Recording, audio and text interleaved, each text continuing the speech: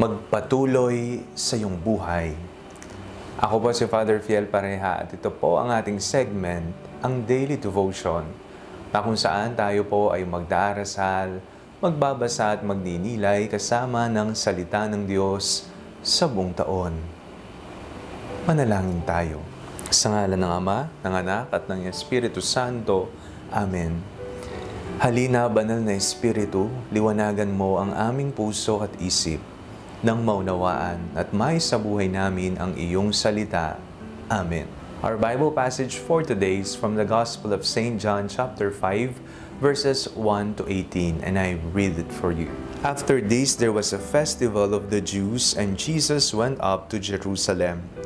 Now in Jerusalem, by the sheep gate, there is a pool, called in Hebrew Bethzatha, which has 5 porticos. In these lay many invalids, blind, lame, and paralyzed. One man was there who had been ill for 38 years. When Jesus saw him lying there and knew that he had been there a long time, he said to him, "Do you want to be made well?" The sick man answered him, "Sir, I have no one to put me into the pool when the water is stirred up. And while I am making my way, someone else steps down ahead of me."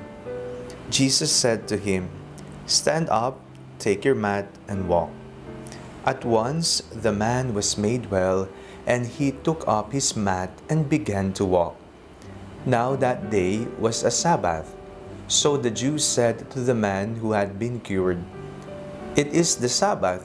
It is not lawful for you to carry your mat."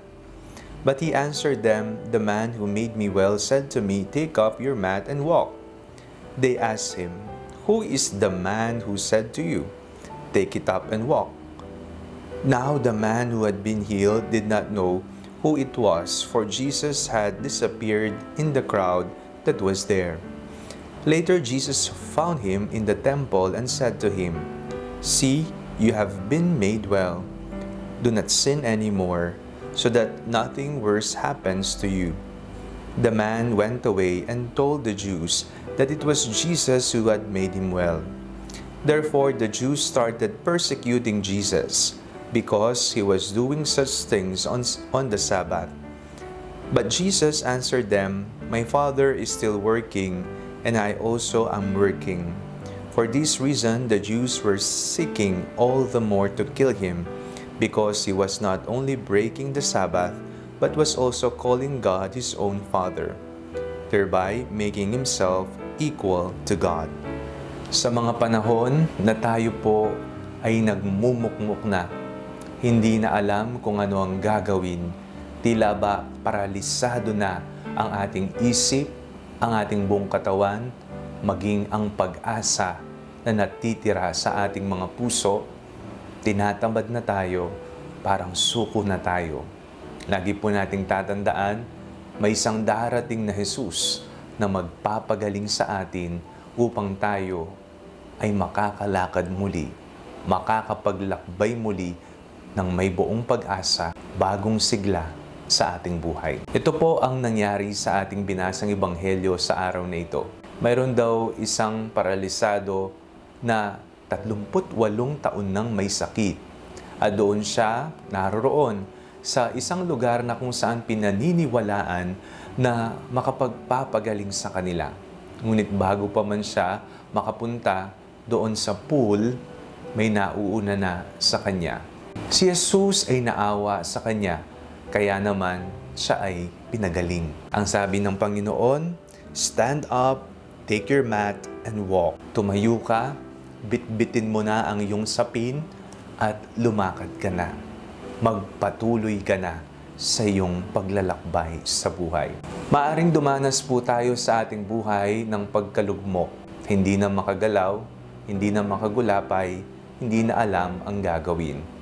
Ngunit, ang sasabihin sa atin ng Panginoon at papaalalahanan na tayo, tumayo ka dyan, bitbitin mo ang sapin mo, at magpatuloy kang maglakad sa iyong buhay. Hindi pa tapos ang lahat. Mayroon pa tayong pag-asa, mayroon pa tayong mararating kasama ng Panginoon. At ang dagdag pa ng Panginoong Kristo, huwag ka nang magkakasalang muli. Ito po'y mensahe rin sa atin.